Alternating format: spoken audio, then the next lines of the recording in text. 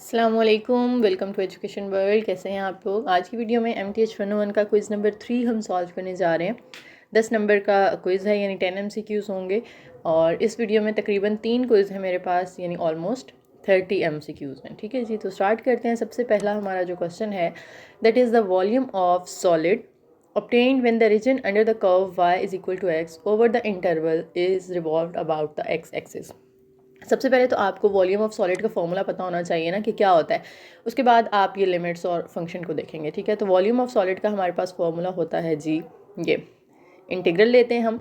ठीक है, पाई f of x का होल स्क्वायर साथ में डी एक्स, और इसमें जो लिमिट्स होती हैं वो ए से बी तक होती हैं। अब एफ ऑफ एक्स जो है ये क्या है, फंक्शन है। एफ ऑफ एक्स वाई होता है ना, तो यहाँ पे देखें तो वाई की वैल्यू हमें क्या दी हुई है, एक्स दी हुई है, यानी हमने वाई की जगह एक्स पुट कर देना एफ ऑफ एक्स की जगह। और 0 टू लिमिट्स हैं, तो हमने उस पर लिमिट्स अप्लाई करनी है 0 से 2। यहाँ पे 2 सॉरी मैं लिखना भूल गई हूँ, 0 से 2 तक। और साथ में पाए एज इट इज़, इस एफ ऑफ एक्स की जगह हमने उसकी वैल्यू पुट कर देनी है एक्स स्क्वायर, क्योंकि ऊपर स्क्वायर आ रहा है तो आपने एक्स का भी यहाँ पे स्क्वायर ले लेना है। साथ में डी एक्स आ गया, तो ये हमारे पास नोटेशन बन जाती है इसके वॉल्यूम की। ठीक है, तो ये आता है v is equal to 0 to 2 pi x square d x. यहाँ पर वाई स्क्वायर है, वाई स्क्वायर तो नहीं आना चाहिए ना हमारे पास। हमारे पास जो फंक्शन होता है वो एक्स की फॉर्म में होता है। ठीक है, तो आपने क्या करना है कि यहाँ से ये वाई वाला चूज़ नहीं करना। उसके बाद यहाँ पे एक्स तो है लेकिन सिर्फ एक्स है, हमने एफ ऑफ एक्स का स्क्वायर लेना होता है, यानी इस एक्स का स्क्वायर आना चाहिए था। और इसमें एक्स का स्क्वायर है लेकिन साथ में पाई नहीं है, तो कंप्लीट फार्मूला जो है वो हमें डी ऑप्शन में मिल रहा है, इसलिए हमने इसको सेलेक्ट करना है। Next question number 2 is when we interchange the limits of integral then the sign of integral will be changed. क्या ये स्टेटमेंट ट्रू है या फॉल्स है? इसको मैं आपको मैथमेटिकल तरीके से समझाती हूँ ज़रा। कि देखिए, जब आप इंटीग्रल लिखते हैं ना ए से बी तक, F of x d x function का इंटीग्रल ले रहे हैं, और आप लिमिट्स को एक्सचेंज कर दें, यानी जो ए है वो लोअर लिमिट है उसको आप अपर बना दें, और जो बी अपर लिमिट है उसको आप लोअर बना दें। फंक्शन में कोई चेंज नहीं करना, सिर्फ लिमिट्स एक्सचेंज कर दी, यानी ऊपर नीचे कर दी, तो क्या होता है, इंटीग्रल का साइन चेंज हो जाता है। अगर इंटीग्रल पहले बाहर से पॉजिटिव था तो वो नेगेटिव हो जाएगा, अगर ऑलरेडी नेगेटिव है तो वो क्या हो जाता है, पॉजिटिव हो जाता है, तो साइन उसका चेंज होता है। तो दिस स्टेटमेंट इज़ ट्रू कि जब हम इंटरचेंज कर देते हैं लिमिट ऑफ इंटीग्रल को, तो जो साइन ऑफ इंटीग्रल है वो चेंज होता है। True statement. नेक्स्ट है जी, if this is equal to this, यानी आपको एक्स स्क्वायर प्लस 1 फंक्शन दिया हुआ है जिस पे इंटीग्रल अप्लाई करने के बाद आंसर उन्होंने आपको बताया कि क्या आता है, 14/3 आता है। तो इसका सोल्यूशन क्या होगा? देखें, इसमें लिमिट्स 0 से 2 तक थी, इसमें लिमिट्स 2 से 0 होगी। फंक्शन अंदर सेम है, उसमें कोई चेंज नहीं आया, सिर्फ लिमिट्स उन्होंने फ्लिप कर दी हैं। 0 लोअर थी उसको अपर बना दिया, 2 अपर थी उसको लोअर बना दिया। तो अभी हमने पीछे देखा है कि जब आप लिमिट चेंज करते हैं तो आंसर पे कोई फ़र्क नहीं आता सिवाय उसके साइन चेंज करने के। तो 14/3 ही आंसर रहेगा, लेकिन आपने 14/3 के साथ माइनस लगा देना है। ठीक है, ये 14/3 सेम तो नहीं होगा ना, नेगेटिव आएगा। और इधर उन्होंने साइन तो चेंज किया है लेकिन आंसर को भी फ्लिप कर दिया, इन्वर्स कर दिया 3/14, तो ये भी रॉन्ग ऑप्शन है। हमने आंसर को चेंज नहीं करना, सिर्फ उसका साइन चेंज करना है। ठीक है, नेक्स्ट है जी, the upper and lower limits for the definite integral are the same. अगर इंटीग्रेशन में ऊपर और नीचे वाली लिमिट सेम हो जाती है ना, तो ये हमेशा 0 ही आंसर आपको देगा। ये आपको एग्जांपल लेके भी देख सकते हैं। कोई फंक्शन रखें एक्स की फॉर्म में और उसकी अपर और लोअर लिमिट सेम रखें, यानी 2 फॉर एग्जांपल आप रखते हैं, तो इंटीग्रल में लिमिट्स पुट करने का क्या तरीका होता है, इंटीग्रेशन फाइंड करते हैं आप, उसके बाद अपर लिमिट पुट करते हैं, माइनस लगा के लोअर लिमिट पुट करते हैं। तो अपर भी ए है, माइनस लगा के लोअर पुट करेंगे वो भी ए है, तो ए माइनस ए वो 0 हो जाता है ना। ठीक है, तो जब भी इंटीग्रल की लिमिट सेम होंगी आपको उसे एक्सपैंड करने की ज़रूरत ही नहीं है। आपको तो कोई फंक्शन दिया भी होता ना, आपको एक्सपैंड करने की ज़रूरत ही नहीं थी, आप बस देखें दोनों सेम लिमिट्स हैं, इसका आंसर 0 ही होने वाला है। ठीक है, नेक्स्ट है, the volume of a cylindrical shell is given by. अच्छा, यहाँ पे ना 2 फार्मूलाज हैं, ये मैं आपको हैंडआउट से भी दिखा देती हूँ, ये मैंने पहले से ही आपको के लिए यहाँ पे ना ढूंढ के रखा हुआ है। अगर तो वॉल्यूम आता है आपको क्रॉस सेक्शन की फॉर्म में, यानी एरिया की है साथ और फिर हाइट, तो वॉल्यूम में क्या होता है, 3 साइड्स मल्टीप्लाई होती है ना, एरिया में 2 हैं ऑलरेडी, तीसरी हाइट है, तो ये हमारे पास एक वॉल्यूम का फार्मूला आ जाता है। ठीक है, उसके बाद वॉल्यूम का एक और फार्मूला है, v is equal to 2 pi into average radius into height into thickness, यानी इसी को आगे ड्राइव किया उन्होंने। एरिया ऑफ क्रॉस सेक्शन क्या होगा, सिलेंड्रिकल शेल बेसिकली क्या होता है, ये आपको ऊपर नज़र भी आ रहा होगा, इधर अगर डायग्राम वगैरह हम देखें तो ये सॉरी इधर ही दी हुई थी, ये एक सिलेंड्रिकल शेल है ना। तो आपने इसमें क्या करना होता है कि आपने जो अपर है उसके एरिया में से लोअर का एरिया माइनस कर देना होता है। तो हम कहते हैं कि πr2 का स्क्वायर माइनस πr1 का स्क्वायर, साइड पे हाइट जो है ये वाली वो h मल्टीप्लाई हो रही होती है। इसको आप आगे सिंप्लीफाई करें, मजीद इस पर टाइम काफ़ी लग जाएगा, तो ये आप लोग देख लीजिएगा। इसको जब हम सिंप्लीफाई करते हैं ना तो हमारे पास जो फाइनल फार्मूला बनता है वो बनता है 2π, ये बाहर वाला, अंदर ये एवरेज आ रही है दोनों रेडियस की, साथ हाइट मल्टीप्लाई हो रही है, साथ उसकी थिकनेस है यानी r2 माइनस r1। तो अगर एरिया दिया हुआ है तो फिर ये दो चीज़ें मल्टीप्लाई होंगी, और अगर ऑप्शंस में एवरेज रेडियस की बात हो रही है तो फिर ये तीन चीज़ें मल्टीप्लाई होती हैं और उसके साथ 2π हम लिखते हैं। तो यहाँ पे देखें आपको यहाँ पे कौन सा दिया हुआ है, एवरेज रेडियस की बात हो रही है ना, तो साथ में 2π लाजमी आएगा, ये वाला आपने बी ऑप्शन सेलेक्ट करना है। नेक्स्ट है, if the upper limit and the if the upper limit of definite integral is equal to its lower limit, कि अगर अपर लिमिट और लोअर लिमिट इक्वल हो जाती हैं तो उसकी वैल्यू क्या होती है, ज़ीरो होती है। ये हमने अभी पीछे देखा ना कि अपर और लोअर अगर सेम है तो आपने ज़ीरो ही आंसर लिखना है उस इंटीग्रल का। नेक्स्ट है, dash can be use to find the area under the curve and volume of the solids. Obviously integration, हम इंटीग्रेशन यूज़ करते हैं किसी भी सॉलिड का वॉल्यूम या कर्व के अंडर एरिया फाइंड करने के लिए। नेक्स्ट है, the value of this is, ये थोड़ा सा सॉल्व करने वाला है क्योंकि यहाँ पे एब्सोल्यूट वैल्यू आ गई है। तो एब्सोल्यूट वैल्यू जब भी ओपन होती है, आपने मिड टर्म में भी पढ़ा हुआ होगा कि दो पॉसिबिलिटीज़ होती हैं ना कि x या तो पॉजिटिव होगा या नेगेटिव होगा।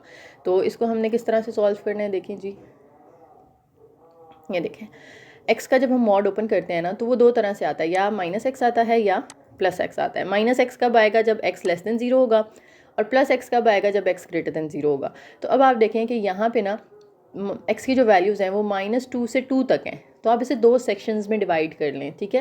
लेकिन आपने लोगों ने लेक्चर्स लिए हैं तो उसमें भी आपने कॉन्सेप्ट पढ़ा होगा कि हम इंटीग्रेशन को दो या ज़्यादा पार्ट्स में डिवाइड कर सकते हैं लिमिट को। तो आप क्या करें, नेगेटिव जो है ना, x लेस देन 0 के लिए अलग वैल्यू है ना इस फंक्शन की, तो हम -2 से 0 यानी 0 से जो छोटी वैल्यूज़ है ना लिमिट की वो हम अलग कर लेते हैं, और 0 से बड़ी अलग कर लेते हैं, यानी -2 से 0 तक आप लिमिट अलग कर लें और फिर 0 से 2 तक लिमिट अलग कर लें।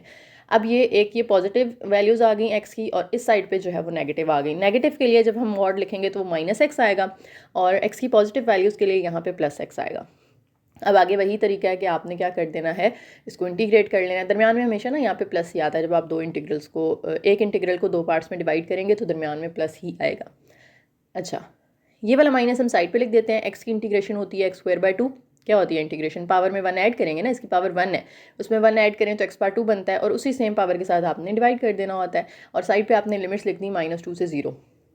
x की भी इंटीग्रेशन यही होगी, x²/2, और लिमिट्स आपने लिख दी 0 से 2। अब आपने लिमिट पुट करनी है। लिमिट पुट करने का तरीका ये होता है कि आप पहले अपर लिमिट पुट करते हैं, माइनस लगा के उस पूरे फंक्शन के अंदर लोअर लिमिट पुट करते हैं। बाहर वाला माइनस हम बाहर ही रहने देते हैं, और पहले अपर लिमिट इसकी 0 है तो इस x की जगह 0 का स्क्वायर ओवर 2, ये अपर लिमिट पुट कर ली, माइनस लगाएं, फिर लोअर लिमिट पुट करें -2, तो इस x की जगह -2 का स्क्वायर ओवर 2, फिर ये दरमियान में ये वाला जो प्लस है वो एज इट इज़, और इसमें भी आपने पहले अपर लिमिट पुट करनी है 2, तो ये 2² 2 हो जाएगा, प्लस लोअर लिमिट पुट करें तो 0² 2 होता है। अब आपने इसको सिंप्लीफाई जब करना है तो ये 0 वाली टर्म तो हो जाएगी ख़त्म, उसके बाद -2 का स्क्वायर +4 होगा, बाहर ये जो माइनस है ये मैंने इधर वैसे ही लिख दिया, तो 4/2 प्लस इधर भी 4/2 आ जाएगा, और ये 0 वाली टर्म खत्म हो जाएगी। अब ये माइनस माइनस हो जाएगा प्लस, और यहाँ पे +4/2, कटिंग कर लें, 2 2 ज़ार 4, 2 2 ज़ार 4, तो 2 + 2 = 4। ठीक है, ये मैंने हर एक स्टेप किया ना, इसमें तो काफ़ी मतलब आपको लग रहा होगा कि लंबा है, टाइम लग गया। आपने तो MCQs में बस इसको डायरेक्ट करके तो जल्दी से आंसर लगा देना है 4। नेक्स्ट है, anti derivative of f(x) = x² is. आपने x² का एंटी डेरिवेटिव यानी उसकी इंटीग्रेशन करनी है, तो ये तो मेरे ख्याल से आप लोग सब कर लेंगे। x² की इंटीग्रेशन क्या होगी, x की पावर में 1 ऐड करना है, यानी 2 में 1 ऐड करें तो 3, और उसी सेम पावर के साथ डिवाइड कर देते हैं, साथ में कोई ना कोई कांस्टेंट ऐड हो रहा होता है जो कि यहाँ पे हम c मेंशन कर रहे हैं। तो आप ये जो ओवर के नीचे 3 है इसको हम अलग से भी लिख सकते हैं ना, 1/3 ऊपर x3 + c, तो कौन सा ऑप्शन हमारा यहाँ से सिलेक्ट होगा, c वाला। ठीक है, ये नहीं हो सकता क्योंकि इसके साथ जो है 3 डिवाइड नहीं हो रहा, और ये तो वैसे ही नहीं हो सकता। नेक्स्ट हमारे पास है the volume by the washers generated by revolving the region around y axis is given by the formula. पहले तो देखें वॉशर होती क्या है, वॉशर का वॉल्यूम क्या होता है। वॉशर होती है जैसे डिस्क होती है ना, CD वगैरह या इस तरह की, हम मतलब एक बाहर सर्कल होता है, उसके अंदर एक और सर्कल होता है, ये जो जगह होती है ये खाली होती है। ठीक है, तो हमने सिर्फ ये चीज़ जो है ना, जिस पे मैं अभी एरो आपको नज़र आ रहा है, ये इसका वॉल्यूम हमने फाइंड करना होता है। ठीक है, और वॉल्यूम फाइंड करने का फॉर्मूला क्या होता है, आप जो है 3 साइड्स को मल्टीप्लाई करते हैं ना, एरिया इंटू हाइट। तो एरिया क्या होता है पाई आर स्क्वायर, और हाइट जो है ना यहाँ पे डी एक्स बेसिकली एक डायमेंशन को शो कर रहा है। तो पाई आर स्क्वायर, आउटर जो सर्कल है ना इसका एरिया हम निकालते हैं पहले पाई आर स्क्वायर। तो आर की जगह हमने फंक्शन यानी एफ ऑफ एक्स का स्क्वायर लिख देना है, फिर उसमें से माइनस कर देते हैं हम ये इनर का एरिया। देखिए इस पूरे में से हम ये अंदर वाला माइनस कर दें तो ये बाहर वाली चीज़ आ जाएगी ना हमारे पास। तो हम बाहर वाले के एरिया में से माइनस कर देते हैं इंटरनल एरिया, पाए अंदर वाले का फंक्शन जी ऑफ एक्स कह दें। तो अब यहाँ से पाए कॉमन आ रहा है, अंदर हमारे पास बच जाता है एफ ऑफ एक्स का square minus g of x का स्क्वायर डी एक्स। तो ये फॉर्मूला आपने याद रखना है, ये आपको शॉर्ट क्वेश्चन में भी काम आएगा और एमसीक्यूज़ वगैरह में भी पूछा जा सकता है पेपर के अंदर, ठीक है। ये आपकी बुक में भी दिया हुआ है, वहाँ से भी आप लोग याद कर सकते हैं। तो लिमिट्स ए से बी तक हैं, pi f of x square minus g of x square into d x. ये वॉशर के वॉल्यूम का फॉर्मूला होता है अराउंड एक्स एक्सिस, कि यहाँ पे जो फंक्शंस हैं वो एक्स की फॉर्म में होते हैं, बाहर डी एक्स होता है। और अगर यही बात आपसे पूछी जा रही है यहाँ पे वाई एक्सिस के अलॉन्ग, तो जो फंक्शंस होंगे वो वाई की फॉर्म में होंगे ना, और बाहर डी वाई होगा। तो ये माइनस वाला बस आपको नज़र आ रहा है, इसमें तो डिवाइड हो रहा है, इसमें प्लस हो रहा है, इसमें मल्टीप्लाई हो रहा है, तो ये तीनों नहीं हो सकते, सिर्फ माइनस वाला आपने चूज़ करना है। नेक्स्ट है the volume of a cylindrical shell can be expressed as, ये दोबारा से वही दो फॉर्मूलाज मैंने आपको बताए थे ना, एक 2 पाई वाला एक एरिया वाला। तो अब ये एरिया वाला उन्होंने पूछा है। एरिया जब होता है तो उसके साथ हम हाइट लेते हैं, थिकनेस नहीं लेते, ठीक है। और जब 2 पाई इंटू हमारे पास एवरेज रेडियस होता है तो फिर हम उसके साथ हाइट और थिकनेस दोनों लेते हैं। नेक्स्ट है we can approximate integrals by Riemann sum. True, Riemann sum क्या होता है, समेशन वाली सिग्मा वाली नोटेशन होती है ना, तो उसके साथ अगर हम लिमिट लगा दें यानी उसको अप्रॉक्सीमेट करें तो वो क्या बन जाता है, इंटीग्रल बन जाता है। नेक्स्ट है क्वेश्चन नंबर 3, यानी सेकंड क्वेश्चन स्टार्ट हो चुका है यहाँ पे। ये आपने बताना है कि ये किसके इक्वल है। तो नीचे देखिए 2 इंटीग्रेशंस दी हुई है ना आपको, आपने देखना है किस इंटीग्रेशन का आंसर ये आता है। तो हम दोनों को ज़रा एवेलुएट करके देख सकते हैं। जिनको इंटीग्रेशन अच्छे से आती है वो तो देख के ही बता देंगे। ये तो टी पावर 4 है ना, इसमें 1 ऐड करेंगे तो 5 हो जाएगा, तो ये 5 वाला तो यहाँ पे नहीं दिया हुआ। तो ये 3 है, इसमें 1 ऐड करेंगे तो 4 होगा, तो हमने ये 4 ही आंसर लाना है ना, तो ये ऑप्शन करेक्ट है। लेकिन मैं आप लोगों को जिन सॉल्व भी करके दिखा देती हूँ। देखें पहला ऑप्शन टी पावर 4 था, तो इसकी इंटीग्रेशन क्या होगी, 4 में 1 ऐड करेंगे तो 5 और इसी सेम पावर के साथ डिवाइड कर देना है। साइड पे लिमिट्स लगा दी 1 से x। अब अपर लिमिट पुट करते हैं x, तो ये x पावर 5 हो जाएगा over 5, minus lower limit put करते हैं 1 पावर 5 ओवर 5। तो ये देखें हमारे पास ये तो नहीं दिया हुआ ना ऊपर, जो हमें आंसर चाहिए वो तो x पावर 4 में चाहिए ना, 5 में नहीं चाहिए, तो इससे तो आंसर नहीं आया। अब इससे देख लेते हैं टी पावर 3 है, तो इसमें 1 ऐड करेंगे तो टी पावर 4 हो जाएगा, 4 से डिवाइड करते हैं, साइड पे लिमिट्स आ गई 1 से x तक। अपर लिमिट पुट करें x और उसकी पावर है 4, तो x power 4 over 4 minus lower limit put कर दें 1 पावर 4 ओवर 4, तो 1 पावर 4 1 ही होती है। तो हमारा ये जो ऑप्शन है, जो आंसर है वो हमें किससे मिल रहा है, टी पावर 3 वाले फंक्शन से मिल रहा है, that is the B option. Next है the volume of the solid bounded by planes x is equal to a and x is equal to b with cross sectional area ax perpendicular to x axis is। ये volume of solid है। पीछे हमने volume of cylinder पढ़ा, ठीक है, फिर हमने volume of washer पढ़ा, वो दोनों फॉर्मूलाज आप लोगों ने याद कर लिए। अब आ जाता है नॉर्मल, अगर किसी सॉलिड की बात हो रही है, वॉल्यूम ऑफ सॉलिड जिसका एरिया दिया गया है और साथ में लिमिट्स दी गई हैं, तो उसका फॉर्मूला होता है v is equal to a b a x d x, ठीक है। एरिया इंटू ये एक डायमेंशन तीसरी, तो हमारे पास वॉल्यूम आ जाता है। क्योंकि ये परपेंडिकुलर टू एक्स एक्सिस है ना, तो हमने एक्स वाला चूज़ करना है। अगर ये वाई एक्सिस होता तो हम ये लास्ट वाला चूज़ करते, ठीक है। ये दोनों तो वैसे ही करेक्ट नहीं है, इसमें वाई अंदर दिया हुआ है, बाहर डी एक्स है, यहाँ एक्स है और बाहर डी वाई है, ठीक है। तो या तो दोनों वाई होने चाहिए या दोनों एक्स होने चाहिए, तो हमने अलॉन्ग एक्स एक्सिस फाइंड करना है, तो वो हो जाएगा हमारा ये ऑप्शन। नेक्स्ट है द वैल्यू ऑफ दिस, ये उसी तरह टी स्क्वायर वाला जैसे टी क्यूब वाला हमने फंक्शन किया है, तो इसको भी हम ज़रा एवेलुएट कर लेते हैं। अच्छा ये मैंने यहाँ पे ना, आप पिछला एमसीक्यू जो था वॉल्यूम वाला, उसमें मैंने दोनों लिख दिया, एक्स एक्सिस के लॉन्ग वाला भी और वाई वाला भी, ठीक है। अच्छा वाई स्क्वायर की इंटीग्रेशन आपने करनी है जिसकी लिमिट्स 1 से x तक हैं, तो पावर 2 है ना यहाँ पे, उसमें 1 ऐड कर दें तो 3 हो जाएगी, और 3 के साथ ही आपने उसको डिवाइड कर देना है, साथ में लिमिट्स आ गई 1 से x तक। अब अपर लिमिट पुट करनी है आपने y की जगह, अपर लिमिट आ जाएगी x, तो x पावर 3 ओवर 3 माइनस इस y की जगह लोअर लिमिट पुट करनी है 1, तो ये 1 का क्यूब ओवर 3, तो 1 का क्यूब 1 ही होता है, तो x cube by 3 minus 1 by 3, तो ये हमें सेकेंड ऑप्शन में दिया गया। नेक्स्ट है जी हमारे पास the value of ten square x integral, जिसकी लिमिट 0 से बाय 4 तक है, उसकी आपने वैल्यू फाइंड करनी है। तो सबसे पहले तो आपको पता होना चाहिए कि टेन स्क्वायर जो होता है ना, उसकी इंटीग्रेशन एग्जिस्ट नहीं करती, ठीक है, क्योंकि टेन स्क्वायर किसी का डेरिवेटिव नहीं है, तो यानी इसकी इंटीग्रेशन भी जो है वो पॉसिबल नहीं है। तो हमने क्या करना है, इसकी जगह कुछ और लिखना है, यानी इसको कन्वर्ट कर देना है किसी और चीज़ के अंदर। तो हम साइन ओवर कॉस भी नहीं लिख सकते क्योंकि हमारे पास कोई क्वेश्चन रूल तो होता नहीं है इंटीग्रेशन के अंदर। तो हमने एक वो पढ़ी हुई है equation 1 + tan square x is equal to 3 fundamental जो इक्वेशंस होती हैं ना, तो उनमें से सेकंड वाली है ये 1 + tan square is equal to second square. तो आपने अगर tan स्क्वायर की वैल्यू निकालनी है तो ये जो 1 है यहाँ प्लस हो रहा है, उधर जाके सेकंड स्क्वायर में से माइनस हो जाएगा। तो यानी tan स्क्वायर की जगह हम लिख सकते हैं सेकंड स्क्वायर एक्स माइनस 1। अब सेकंड स्क्वायर की इंटीग्रेशन आप अलग कर लें, 1 की इंटीग्रेशन अलग कर लें। सेकंड स्क्वायर की जो इंटीग्रेशन होती है वो होती है tan x, ठीक है, तो उसकी जगह tan x पुट कर दिया और साथ में जो लिमिट्स हैं 0 से π/4 वो हमने लगा दी, माइनस 1 की इंटीग्रेशन हो जाती है x और इसकी भी आपने लिमिट्स लगा दी। अब अपर लिमिट पुट करें tan के साथ, अंदर ये जो x है इसकी जगह पे आपने अपर लिमिट पुट करनी है π/4 माइनस फिर लोअर लिमिट 0 और दरमियान में ये वाला माइनस, फिर इस x के अंदर अपर लिमिट पुट करें π/4 माइनस लोअर लिमिट 0।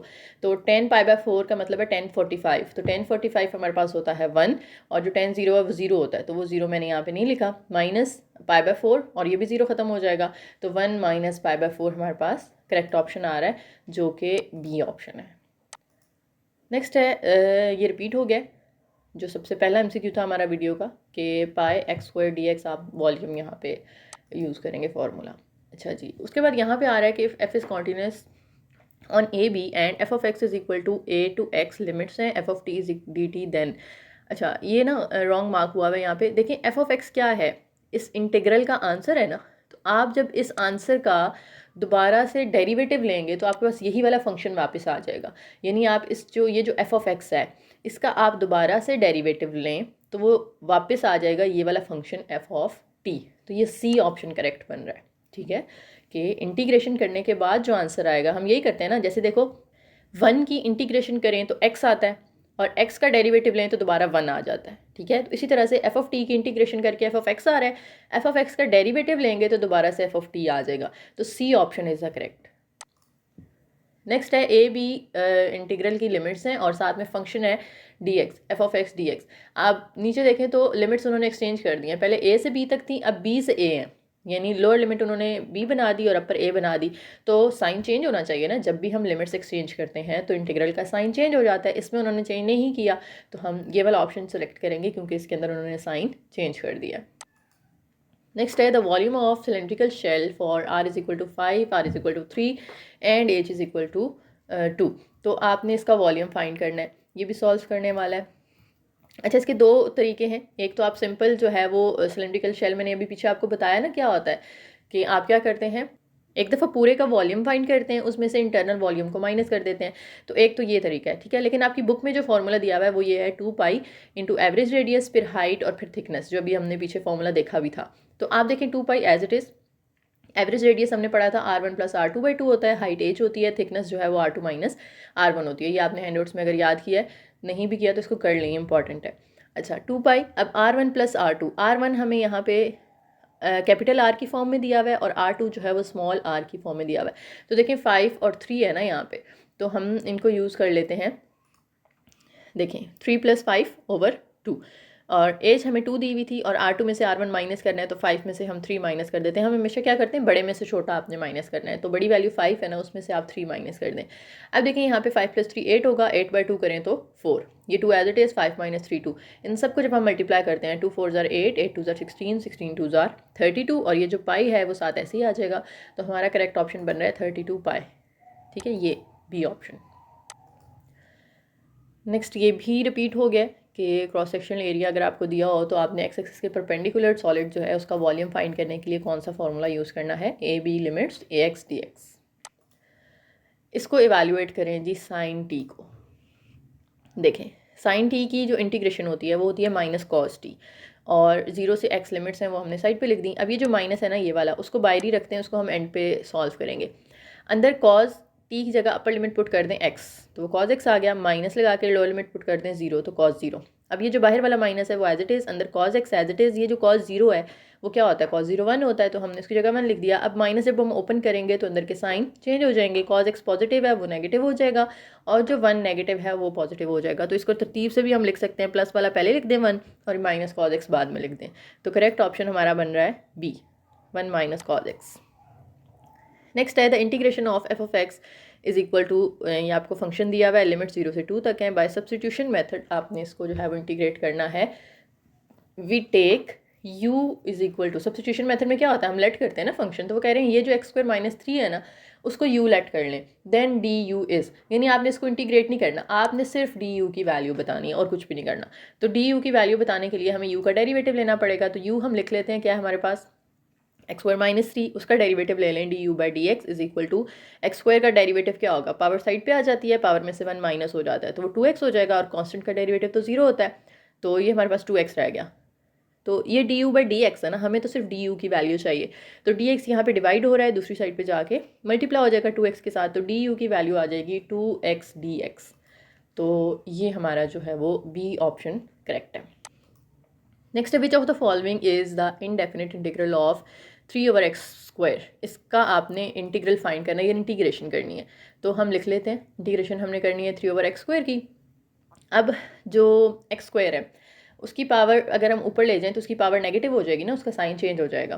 3 तो कांस्टेंट है, बाहर आ जाएगा, x⁻- 2 की इंटीग्रेशन करनी है। इंटीग्रेशन में पावर रूल क्या होता है, आपने इसकी जो पावर है उसके अंदर +1 करना है और उसी सेम पावर के साथ डिवाइड भी कर देना है। तो पावर ऊपर -1 बचेगी, नीचे भी -1 आ जाएगा। अब ये माइनस आप साइड पे ले जाएं तो ये -3 बन जाता है और x⁻-1। अब अगर हम x को ओवर के नीचे ले आते हैं तो इसकी पावर प्लस हो जाएगी, और इंटीग्रेशन में हम क्या करते हैं, c भी ऐड कर देते होते हैं ना, तो ये आ जाएगा -3/x + c। ये करेक्ट ऑप्शन है, ठीक है। ये भी हो सकता था अगर माइनस होता तो, क्योंकि यहाँ पे फिर c की वैल्यू हम 0 कंसिडर कर लेते हैं ना, लेकिन इसमें माइनस नहीं दिया हुआ तो हम ये चूज़ नहीं कर सकते, और ये तो वैसे ही थोड़ा डिफरेंट लग रहा है। नेक्स्ट, ये भी रिपीट हो गया कि आपको इंटीग्रल की वैल्यू दे दी, लिमिट्स आपने एक्सचेंज कर दी, तो जो आंसर होगा उसके साथ क्या आ जाएगा, माइनस आ जाएगा। नेक्स्ट है, आपने लास्ट है मेरे ख्याल से, हाँ जी लास्ट है, the integral of f of x is equal to sin x + 1 from 0 to 1। इसकी आपने वैल्यू फाइंड करनी है। तो हम सोल्यूशन पे चलते हैं, हमने इंटीग्रेशन करनी है sin x + 1 की। साइन की अभी हमने देखा था इंटीग्रेशन होती है माइनस कॉस, साथ में x + 1 एज इट इज़, और लिमिट्स लगा दी 0 से 1। जो बाहर वाला माइनस है उसको फिलहाल हम ब्रैकेट से बाहर ही रखते हैं, और अंदर हम लिमिट्स पुट कर देते हैं कॉस। इस x की जगह पे पहले अपर लिमिट पुट कर दें, दैट इज़ 1, तो 1 + 1 ये आ जाएगा 2, माइनस कॉस ये 0 है तो यहाँ पे x की जगह 0 आ जाएगा, 0 + 1 तो ये आ जाएगा 1। तो अब जब आप माइनस खोलेंगे तो अंदर ये जो cos 2 है ये माइनस का हो जाएगा, और जो cos 1 है वो प्लस का हो जाएगा, यानी साइन चेंज हो गए। अब पॉजिटिव वाला आप पहले लिख लें cos 1, नेगेटिव वाला बाद में लिख लें, तो ये आपके पास करेक्ट ऑप्शन बनता है cos 1 - cos 2। ठीक है जी, तो ये थे आज के MCQs। उम्मीद है आपको समझ आ गई होगी अच्छे से। कोई अगर पॉइंट है जो कंफ्यूज कर रहा है तो आप लोग कमेंट सेक्शन में पूछ सकते हैं, और वीडियो पसंद आई है तो लाइक करें, चैनल को सब्सक्राइब करें और सबके साथ शेयर करें। Thank you.